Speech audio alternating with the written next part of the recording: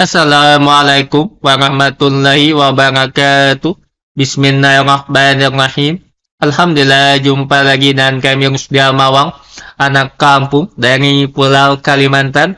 Pada kesempatan kali ini, video yang ingin kami bagikan kembali mengenai pembahasan soal P3K tahun 2024 untuk jabatan administrasi perkantoran dan operator layanan operasional. Oke, kawan-kawan atau Bapak Ibu, sesuai dengan keputusan Menpan RB nomor 347 tahun 2024, jumlah soal secara garis besar terdapat 145 soal, sedangkan untuk jabatan pengelola umum operasional hanya terdiri dari 100 soal. Oke, kita langsung saja kepada pembahasan soal. Ini merupakan part kelima atau bagian kelima. Untuk jumlah soalnya ada 30 butir soal. Untuk pilihan gandanya cuma sampai dengan pilihan abjad D. Ini juga bisa jadikan bahan referensi bagi jabatan operator layanan operasional karena saling keterkaitan dengan administrasi perkantoran. Kita lanjut pada soal pertama. PP nomor 49 tahun 2018 mengatur tentang A. Pengangkatan PNS secara langsung, B. Manajemen pegawai pemerintah dengan perjanjian kerja atau P3K, C. Tugas dan wewenang ASN, D. Penilaian kinerja pegawai negeri sipil. Jawaban yang tepat adalah B. Manajemen pegawai pemerintah dengan perjanjian kerja atau P3K. Pembahasan PP nomor 9 tahun 2018 secara khusus mengatur tentang manajemen P3K, mulai dari perencanaan, pengadaan, hubungan kerja, hak dan kewajiban, hingga pemberhentian. Kita lanjut soal nomor 2. Bentuk ini adalah hak yang dimiliki oleh P3K berdasarkan PP nomor 9 tahun 2018 kecuali A. Gaji dan tunjangan, B. Cuti tahunan, C. Pensiun bulanan, D. Pengembangan kompetensi. Jawaban yang tepat adalah C. Pensiun bulanan. Pembahasan P3K tidak mendapatkan hak pensiun bulanan seperti PNS. Namun, mereka tetap mendapatkan hak lain seperti gaji, tunjangan, cuti, dan pengembangan kompetensi sesuai dengan peraturan perundang-undangan. Lanjut soal nomor 3. Masa perjanjian kerja P3K dalam PP nomor 49 tahun 2018 dapat diperpanjang berdasarkan A. Usulan langsung dari pejabat pembina kepegawaian atau PPK, B. Penilaian kinerja dan kebutuhan organisasi, C. Permintaan pribadi P3K, D. Ketentuan perjanjian awal tanpa evaluasi. Jawaban yang tepat adalah B. Penilaian kinerja dan kebutuhan organisasi. Pembahasan perpanjangan masa perjanjian kerja P3K dapat dilakukan berdasarkan hasil penilaian kinerja dan kebutuhan organisasi sesuai dengan ketentuan yang diatur dalam PP tersebut. Lanjut, nomor 4. Salah satu prinsip pelayanan publik yang diatur dalam Undang-Undang Nomor 25 Tahun 2009 adalah A.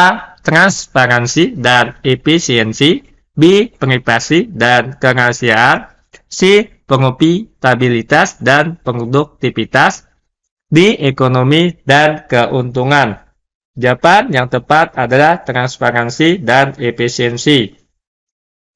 Pembahasan Pasal 4 Undang-Undang Nomor 25 Tahun 2009 menyatakan bahwa prinsip pelayanan publik meliputi transparansi, akuntabilitas, kondisional, partisipatif, kesamaan hak, keseimbangan hak dan kewajiban, serta efisiensi.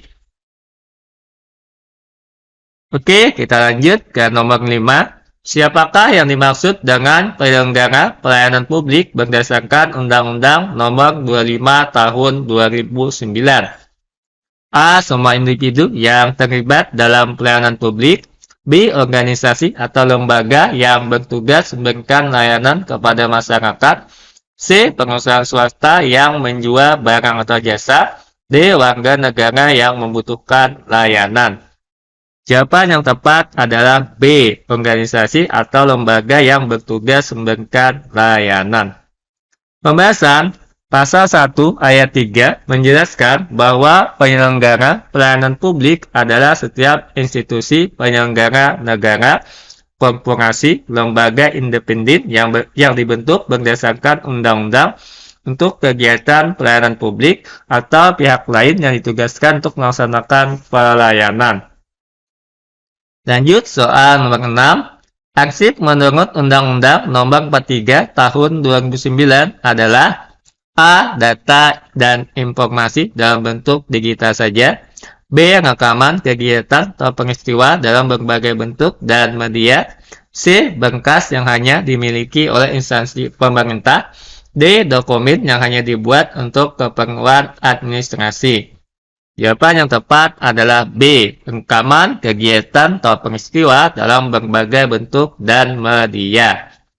Pembahasan dalam Pasal 1 Ayat 2 Undang-Undang Nomor 43 Tahun 2009, arsip didefinisikan sebagai rekaman kegiatan atau peristiwa dalam berbagai bentuk dan media sesuai perkembangan teknologi informasi dan komunikasi yang dibuat dan diterima oleh lembaga negara, pemerintah daerah, lembaga pendidikan, perusahaan, organisasi politik, organisasi kemasyarakatan, dan perseorangan. Lanjut soal nomor 7. Tindakan penyelamatan arsip dari ancaman kerusakan fisik, kehilangan, atau bencana disebut A. Pemusnahan arsip, B. Restorasi arsip, C. Penyimpanan arsip, D. Perlindungan arsip. Jawaban yang tepat adalah D. Perlindungan arsip. Pembahasan Pasal 46 Undang-Undang Nomor 43 Tahun 2029. Maaf, kami ulangi. Pasal 46 Undang-Undang Nomor 43 Tahun 2009 Undang-Undang tentang Kearsipan menegaskan pentingnya perlindungan arsip untuk menyelamatkan arsip dari ancaman kerusakan fisik, kehilangan, atau bencana, sehingga arsip tetap terjaga keutuhannya dan bisa digunakan di masa depan. Lanjut soal nomor 8. Apa tujuan utama ditetapkan Kemenpan RB Nomor 80 Tahun 2012? A. Mempercepat proses administrasi pemerintah. B. Menciptakan keseragaman tata naskah dinas instansi pemerintah. C. Mempermudah pengarsipan dokumen pemerintah. D. Menyederhanakan struktur organisasi pemerintah. Jawaban yang tepat adalah B. Menciptakan keseragaman tata naskah dinas di instansi pemerintah. Tujuan utama dari Kemenpan RB Nomor 80 Tahun 2012 tentang tata naskah dinas adalah menciptakan keseragaman tata naskah dinas yang berlaku di seluruh instansi pemerintah. Keseragaman ini bertujuan untuk mendukung efisiensi dan efektivitas penyelenggaraan administrasi pemerintahan. Lanjut soal 9. Sistem tata naskah dinas mengatur bentuk komunikasi resmi pemerintah yang meliputi A. Surat menyurat, email, dan media sosial. B. Surat dinas, nota dinas, dan surat edaran. C. Surat keputusan, memo, dan surat elektronik. D. Surat edaran, laporan resmi, dan dokumen proyek. Jawaban yang tepat adalah B. Surat dinas, nota dinas, dan surat edaran. Pembahasan Kemenpan RB Nomor 80 Tahun 2012 mengatur tata naskah dinas yang meliputi berbagai bentuk komunikasi resmi seperti surat dinas, nota dinas, dan surat edaran. Bentuk-bentuk ini digunakan untuk mendukung pelaksanaan tugas pemerintah. Soal nomor 10. Apa tujuan utama dari Undang-Undang Nomor 30 Tahun 2014 tentang Administrasi Pemerintahan? A. Memberikan pedoman penyusunan anggaran pemerintahan. B. Menjamin kepastian hukum dalam penyelenggaraan pemerintahan. C. Mengatur hubungan antar lembaga negara. D. Memberikan pedoman untuk pemberdayaan masyarakat. Jawaban yang tepat adalah B. Menjamin kepastian hukum dalam penyelenggaraan pemerintahan. Pembahasan tujuan utama Undang-Undang Nomor 30 Tahun 2014 adalah memberikan pedoman kepada pengatur pemerintah untuk bertindak sesuai dengan asas umum pemerintahan yang baik guna menciptakan kepastian hukum, mencegah penyalahgunaan wewenang, dan meningkatkan akuntabilitas dalam penyelenggaraan pemerintahan. Lanjut soal nomor 11. Salah satu asas yang diatur dalam pasal 10 Undang-Undang Nomor 30 Tahun 2014 adalah asas proporsionalitas. Apa yang dimaksud dengan asas proporsionalitas? A. Keputusan harus berdasarkan kebijakan yang populer. B. Setiap tindakan pemerintah harus pertimbangkan keseimbangan antara hak dan kewajiban. C. Semua keputusan pemerintah harus menguntungkan semua pihak. D. Pemerintah harus memastikan tindakan hanya untuk kepentingan pribadi. Jawaban yang tepat adalah B. Setiap tindakan pemerintah harus pertimbangkan keseimbangan antara hak dan kewajiban. Pembahasan asas proporsionalitas mengharuskan pemerintah untuk mempertimbangkan keseimbangan antara kepentingan umum, hak individu, dan kewajiban hukum. Hal ini penting untuk menghindari tindakan yang merugikan pihak tertentu secara tidak adil. Lanjut soal nomor 12. Siapakah yang memiliki kewenangan tertinggi dalam pengelolaan keuangan negara sesuai dengan Undang-Undang Nomor 1 Tahun 2004? A. Presiden sebagai Kepala Negara. B. Menteri Keuangan sebagai Bendahara Umum Negara. C. Ketua Badan Pemeriksa Keuangan. D. Direktur Jenderal Perbendaharaan. Jawaban yang tepat adalah Menteri Keuangan sebagai Bendahara Umum Negara Tabun. Pembahasan menurut pasal 6 ayat 2 Undang-Undang Nomor 1 Tahun 2004. Ini merupakan undang-undang tentang perbendaharaan. Menteri Keuangan bertindak sebagai Bendahara Umum Negara yang memegang kewenangan pengelola keuangan negara. Kita lanjut. 13. Laporan keuangan pemerintah yang digunakan untuk mengukur realisasi anggaran disebut A. Laporan realisasi anggaran (LRA). B. Laporan arus kas. C. Neraca. C. Catatan atas laporan keuangan (CLK) (calak). Jawaban yang tepat adalah LRA, Laporan Realisasi Anggaran. Pembahasan LRA merupakan informasi mengenai anggaran yang telah direalisasikan dibandingkan dengan anggaran yang direncanakan. Ini berguna untuk mengevaluasi kinerja keuangan pemerintah. Lanjut soal nomor 14. Neraca adalah salah satu laporan keuangan yang menunjukkan posisi keuangan pemerintah pada A. Akhir periode akuntansi. B. Awal periode akuntansi. C. Selama satu periode akuntansi. D. Setiap kali transaksi terjadi. Jawaban yang tepat adalah A. Akhir periode akuntansi. Pembahasan neraca menggambarkan posisi keuangan pada akhir periode akuntansi, mencakup aset, kewajiban, dan ekuitas. Posisi ini digunakan untuk melihat kondisi keuangan pemerintah pada saat tertentu. Lanjut soal nomor 15. Dalam konteks laporan keuangan pemerintah, ekuitas adalah A. Hasil pengeluaran aset dengan kewajiban. B. Jumlah pendapatan dan belanja yang sudah diterima. C. Aset yang dimiliki pemerintah secara keseluruhan. D. Dana yang diterima dari utang luar negeri. Jawaban yang tepat adalah A. Hasil pengeluaran aset dengan kewajiban. Pembahasan ekuitas dalam laporan keuangan pemerintah menunjukkan selisih antara aset dan kewajiban. Ini menggambarkan kekayaan bersih pemerintah. Lanjut nomor 16. Manakah di antara berikut ini yang termasuk dalam aset lancar pada neraca pemerintah? A. Kas dan setengah kas. B. Gedung dan bangunan. C. Utang jangka panjang. D. Kualitas dana abadi. Jawaban yang tepat adalah kas dan setengah kas. A. Pembahasan asid lancar meliputi asid yang dapat dikonversi menjadi kas dalam waktu 1 tahun. Seperti kas, setengah kas, dan piutang. Gedung dan bangunan termasuk asid tetap. Sedangkan utang bukan bagian asid. Lanjut, nomor 16. Nomor 17. Sikap yang mencerminkan jiwa KUPS di lingkungan kerja adalah A. Membantu rekan kerja hanya ketika ada keuntungan pribadi. B. Saling mendukung dan bekerja sama untuk mencapai tujuan organisasi. C. Membiarkan rekan kerja menyelesaikan tugasnya sendiri. D. Fokus hanya pada tugas individu tanpa peduli dengan tim. Jawaban yang tepat adalah B. Saling mendukung dan bekerja sama untuk mencapai tujuan organisasi.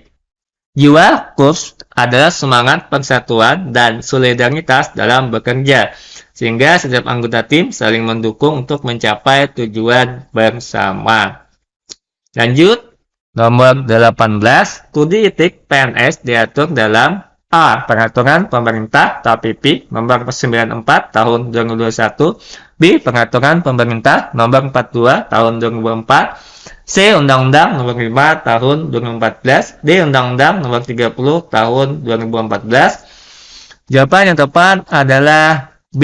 Peraturan Pemerintah atau PP Nomor 42 Tahun 2004.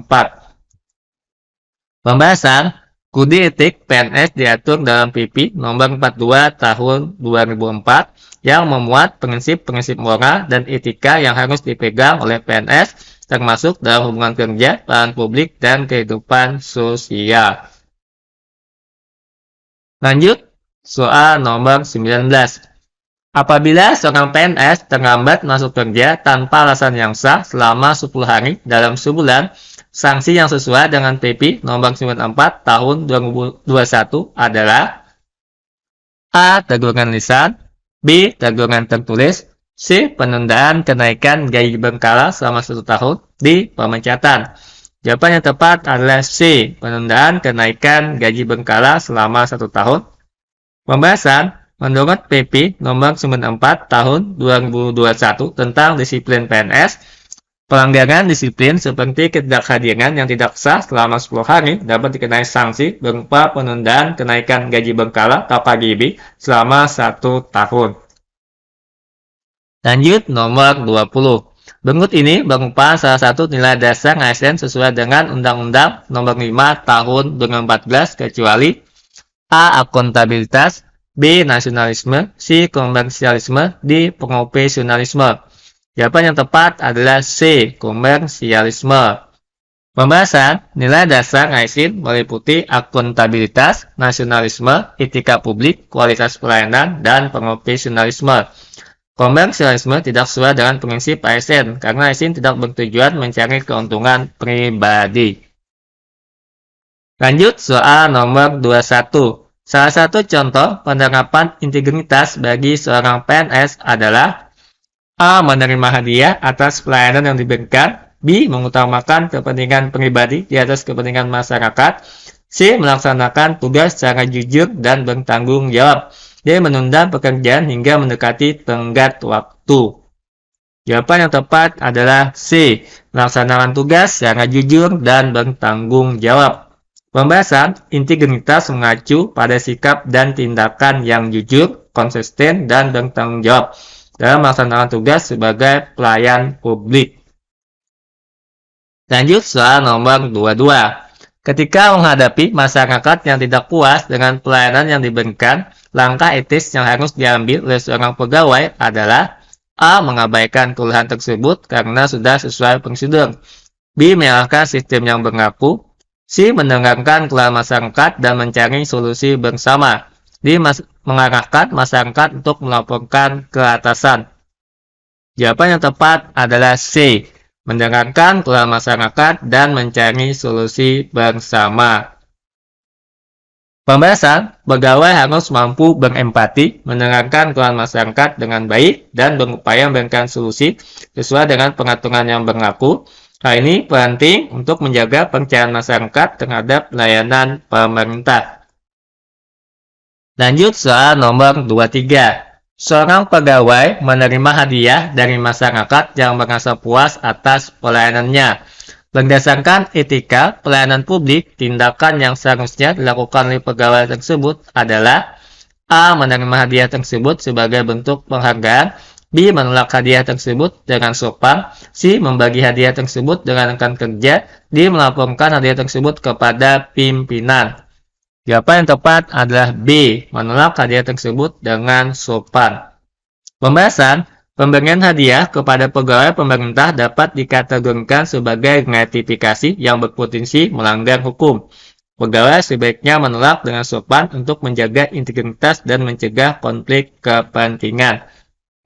Oke, kita lanjut soal nomor 24. Dalam memberikan pelayanan, pegawai pemerintah harus berpedoman pada asas no wrong door policy. Hal ini berarti A. Masyarakat wajib memahami prosedur yang berlaku. B. Pegawai harus memastikan setiap keluhan atau permohonan tidak dialihkan ke tempat lain. C. Semua pelayanan wajib dilakukan di satu pintu layanan. D. Pegawai dapat menolak permohonan jika tidak sesuai tugasnya. Jawaban yang tepat adalah B.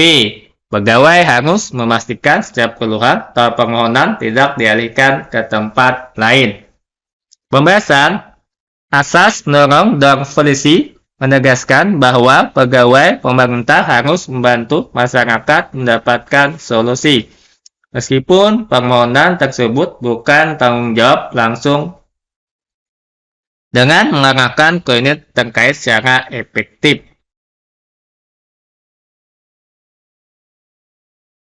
Lanjut soal nomor 24. Berikut ini yang termasuk dalam prinsip standar pelayanan minimal SPM adalah A. Pelayanan yang lambat tetapi akurat. B. Pelayanan berbasis hasil survei kebutuhan masyarakat. C. Pelayanan yang hanya tersedia di wilayah tertentu. D. Pelayanan berbasis kemampuan individu pegawai. Jawaban yang tepat adalah B. Pelayanan berbasis hasil survei kebutuhan masyarakat. Pembahasan. Standar pelayanan minimal SPM ditetapkan berdasarkan analisis kebutuhan masyarakat untuk memastikan pelayanan yang diberikan sesuai dengan standar mutu yang telah ditentukan dan relevan dengan kebutuhan masyarakat. Lanjut soal nomor 26. Dalam mengelola data pelayanan publik, operator pelayanan operasional pemerintah harus memahami prinsip perlindungan data. Apa yang dimaksud dengan prinsip kerahasiaan data? A. Data harus disimpan dalam bentuk hard copy.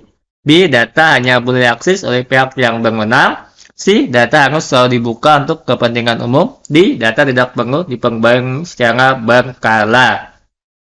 Jawaban yang tepat adalah B. Data hanya boleh diakses oleh pihak yang berwenang. Pembahasan. Prinsip kerahasiaan data adalah memastikan bahwa data hanya diakses oleh pihak yang memiliki otorisasi. Hal ini penting untuk melindungi informasi sensitif dari akses tidak sah. Oke, kita lanjut ke soal nomor 27. Salah satu tugas operator adalah menyusun laporan kegiatan. Laporan yang disusun harus memenuhi kaidah SMART. Apa yang dimaksud dengan huruf T dalam konsep SMART? A. Temporary. B. Transparent. C. Time-bound. D. Thorough. Jawaban yang tepat adalah C. Time-bound. Pembahasan. Kaidah SMART dalam laporan adalah metode untuk menetapkan tujuan yang jelas, dapat diukur, dan dapat dicapai. SMART merupakan akronim dari spesifik, artinya resolusi yang dibuat harus jelas dan detail. Measurable, terukur, artinya tujuan dapat diukur.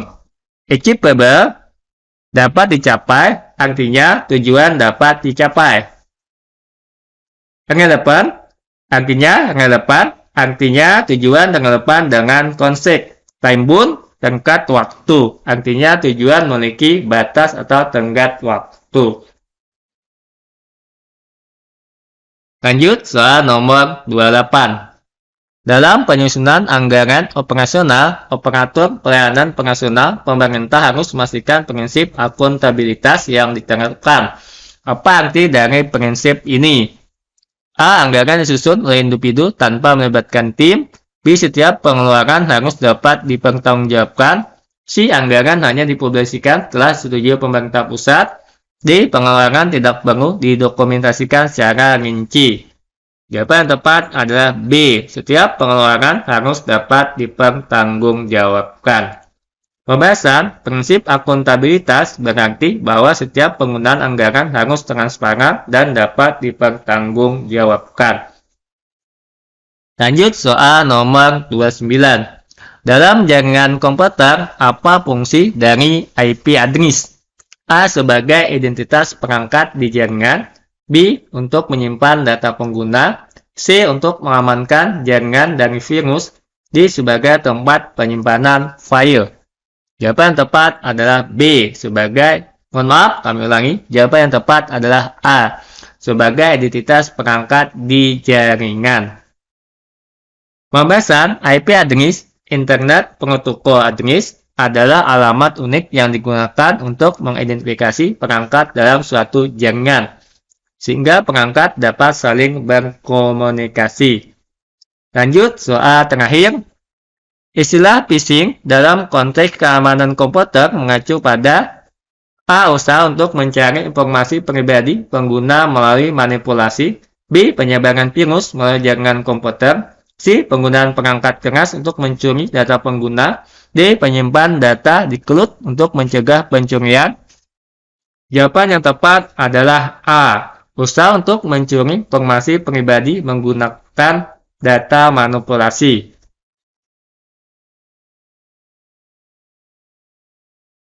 Pembahasan. Phishing adalah metode manipulasi sosial yang digunakan untuk mencuri informasi pribadi seperti kata sandi atau data keuangan dengan nyamar sebagai entitas yang terpercaya. Terakhir, bonus soal tambahan berhadiah bagi yang beruntung. Di bawah ini nama-nama Menteri Kabinet Merah Putih kecuali A. Sugiono, B. Nasaruddin Umar, C. Sri Mulyani, D. Nini Widyantini, E. Raffi Ahmad. Silakan dijawab kawan-kawan Bapak Ibu. Selesai pembahasan soal kita terkait dengan seksi P3K Jabatan Administrasi Perkantoran dan Operasional Pelayanan Perkantoran. Mohon maaf jika dalam penyampaian atau penjelasan kami terdapat kekurangan atau kesalahan. Dan akhirnya kita selalu berdoa semoga kita, kalian dan semua lulus dan sukses jadi ASN P3K tahun 2024. Sampai jumpa lagi di lain waktu dan kesempatan. Akhirnya kami sudah mengucapkan wabillahi taufik wa hidayah. Assalamualaikum warahmatullahi wabarakatuh.